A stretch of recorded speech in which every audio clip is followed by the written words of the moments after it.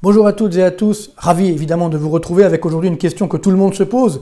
Que va-t-il se passer si jamais on reconfine notre économie? Ça commence avec ce fameux couvre-feu, un terme évidemment particulièrement dangereux. Il ne faut pas couvrir le feu, il faudrait mieux l'éteindre, ça serait évidemment mieux. Mais là pour l'instant on retrouve des termes un peu guerriers qui font peur, qui sont un petit peu anxiogènes et qui risquent de nous faire replonger. Et c'est là le vrai danger. Et donc pour mieux comprendre, on va voir les derniers chiffres des données d'enquête qui viennent d'être publiés. Et c'est vrai que c'est un petit peu rageant parce qu'on se rend compte qu'il y a deux pays qui s'en sortent bien aujourd'hui. C'est d'abord la Chine.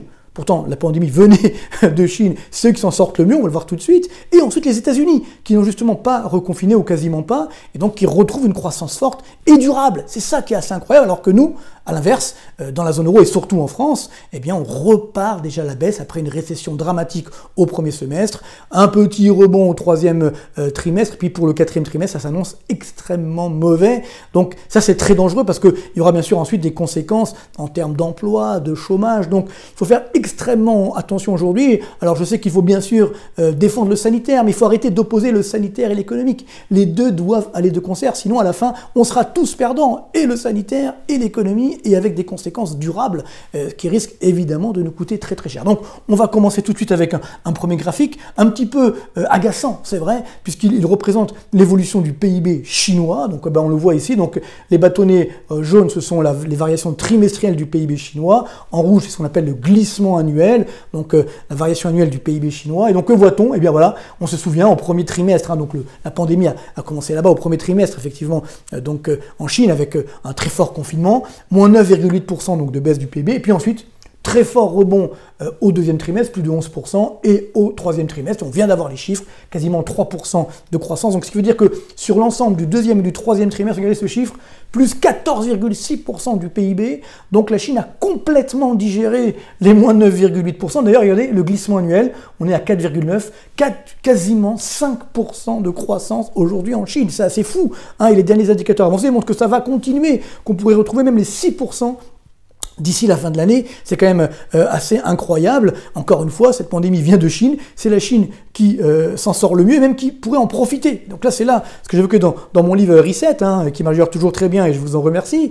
C'est vrai qu'on a une situation où le danger du reset, c'est qu'une fois qu'on appuie sur le bouton, ça peut être mieux qu'avant ou alors pire qu'avant. Et c'est vrai qu'aujourd'hui, sur l'économie chinoise, on pouvait penser qu'avec cette pandémie, on calmerait un petit peu son hégémonie. Et bien pas du tout. On continue autant d'acheter chinois. Les Chinois sont toujours autant dynamiques, avec autant de croissance, et donc ce qui fait que malheureusement, eh bien, ils sont encore plus forts qu'avant.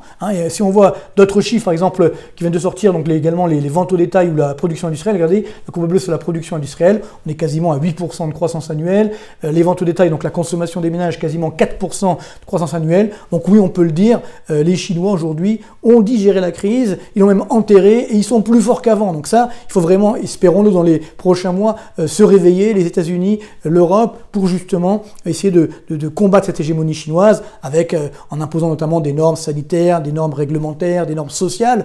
Sinon, on n'y arrivera pas, ils seront beaucoup plus forts que nous dans les prochaines années. C'est déjà le cas, mais là, ça sera encore plus grave demain avec bien sûr une puissance financière qui pourra nous poser problème. Alors, la difficulté, c'est que pour l'instant, il faudrait donc cet accord entre les États-Unis et l'Europe, et on voit que là aussi, il y a un désaccord, puisque d'un point de vue de la croissance, les Américains ont déjà, eux aussi, retrouvé le chemin de la croissance forte. Regardez, c'est incroyable. Ce sont les derniers indicateurs donc, des directeurs d'achat. Vous vous souvenez, cette enquête, c'est facile, il y a une barre à 50.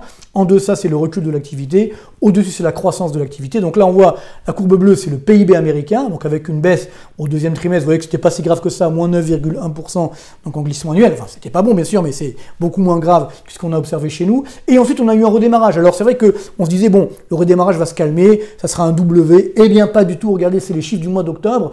Dans l'industrie, c'est la courbe rouge, ça continue de bien résister, on est quasiment à 54.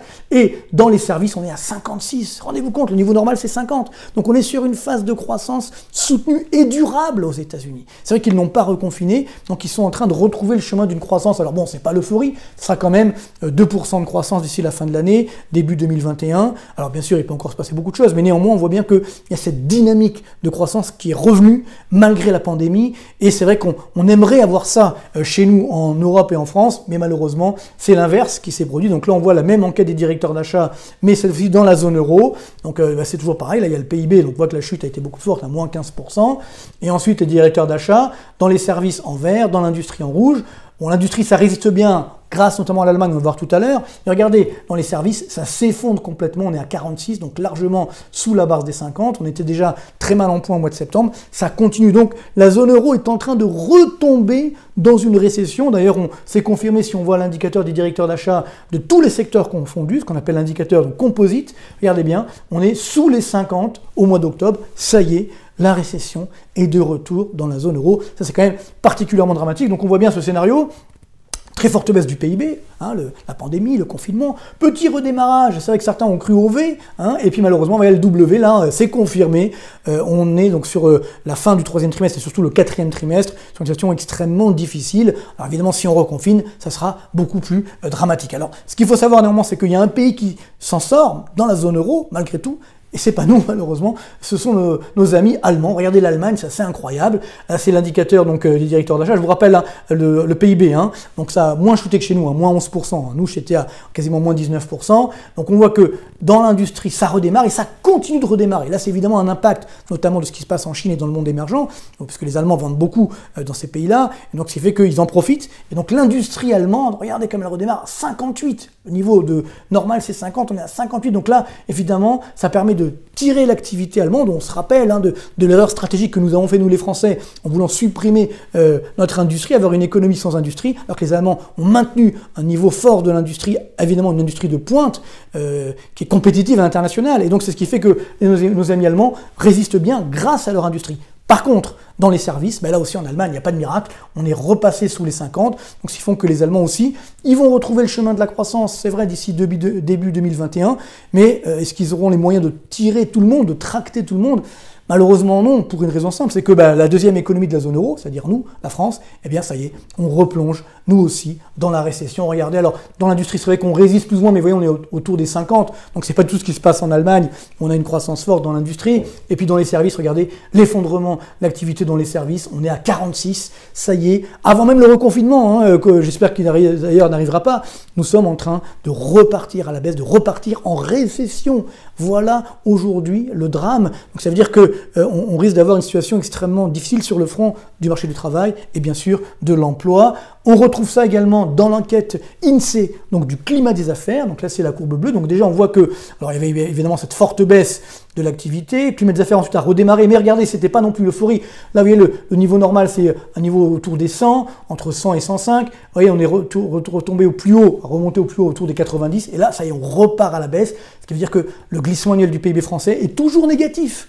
Vous voyez, on n'a toujours pas retrouvé comme en Allemagne un glissement annuel positif pour le début 2021. Non, toujours pas. Et même là, ça rechute. Ça, c'est évidemment extrêmement dangereux parce que rappelez-vous, dans le scénario que j'avais déjà présenté ici, que j'ai présenté également dans Reset, dans mon dernier livre, j'avais fait des simulations pour dire quand allons-nous retrouver le niveau de PIB donc de 2019, quand allons-nous le retrouver? Eh bien, malheureusement, il y avait plusieurs scénarios. Alors, le scénario très optimiste qui était de dire, on va voir, voilà, donc là on voit la baisse du PIB, donc c'est la courbe bleue, premier semestre, moins 18,9%. Après, scénario très optimiste, donc 17% de hausse au second semestre, et ensuite avec une croissance de 2,5% par an, on retrouvait le niveau de PIB d'avant la crise en 2023. Vous voyez que malgré un optimisme assez fort, on est moins optimiste que l'INSEE. Bon, ben là c'est un petit peu truqué, c'est un petit peu logique. Ensuite, scénario qui était mon scénario central, plus logique, on a un rebond de 12%, quand même pas mal sur le second semestre, et ensuite on retrouve une croissance de 2,5%, de croissance en moyenne, avec bien sûr un fort rebond en 2021, et là on retrouve le niveau de PIB en 2025. Donc on efface la crise en 2025. Et puis après il y avait un autre scénario peut-être plus pessimiste ou alors plus réaliste, qui disait oui, on remonte de 12% au second semestre, et après on a à peu près 1%, 1,5% de croissance par an. Je rappelle que sur les 10 dernières années, on avait fait seulement 0,9% de croissance par an, donc 1,5% c'est encore optimiste, et là on retrouvait le niveau de PIB, vous voyez, de 2019, on le retrouvait en 2030 en France. Mais vous voyez que là, l'hypothèse, dans les trois cas, c'est qu'on a un redémarrage au second semestre. Or là, qu'est-ce qui se passe? Effectivement, on a un redémarrage au troisième trimestre, mais on a une rechute au quatrième trimestre. Donc c'est le scénario, malheureusement, du paquebot qui n'arrive pas à redémarrer. La France, c'est une sorte de paquebot. Le paquebot s'arrête, donc là, évidemment, ça a des coûts énormes. Après, on essaie de le redémarrer, mais ça prend du temps, bien sûr.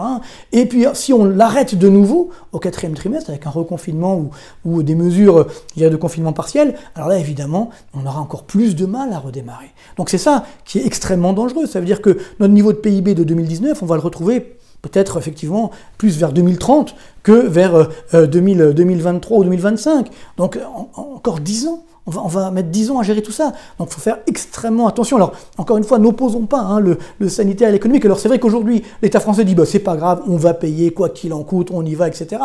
Pourquoi? Parce que la dette publique explose, 114% du PIB, tout le monde s'en fiche. Mais pourquoi? Parce que c'est la Banque Centrale Européenne qui achète cette dette publique, ce qu'on appelle la planche à billets, j'ai déjà évoqué. Mais à partir du moment où cette Banque Centrale Européenne va être obligée de calmer le jeu, et ça va inévitablement se produire en 2021, surtout aux élections, lors des élections de l'automne 2021, où donc Mme Merkel ce ne sera plus là. Donc là, on risque bien entendu de stopper un petit peu cette planche à billets. Alors là, les taux d'intérêt de la dette publique française vont augmenter et ça peut effectivement nous coûter extrêmement cher. Donc attention, nous faisons une fuite en avant qui est extrêmement dangereuse, on ne veut pas voir la réalité en face, évidemment que c'est important de sauver notre population d'un point de vue sanitaire, mais attention, si on va trop loin, on va tellement casser notre économie qu'après il y aura plus de dégâts sanitaires à cause justement de l'économie que du coronavirus. Donc il faut être extrêmement prudent, il faudrait également que l'État soit plus efficace, avec des tests par exemple immédiats, là aussi plutôt que de mettre des milliards n'importe comment, voilà,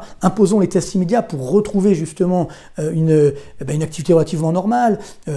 Prenons également des lits dans les cliniques privées, où là aussi l'État pourrait les utiliser. On sait que malheureusement dans beaucoup de régions de France encore ce n'est pas le cas. Donc voilà des mesures de bon sens, encore une fois, pour arrêter cette fuite en avant, et surtout pour éviter de reconfiner le pays, ce qui serait tout simplement une catastrophe économique. Donc espérons vraiment qu'on évitera d'en arriver là pour sauver notre douce France. C'est évidemment tout le mal que je nous souhaite. Merci beaucoup et à très bientôt.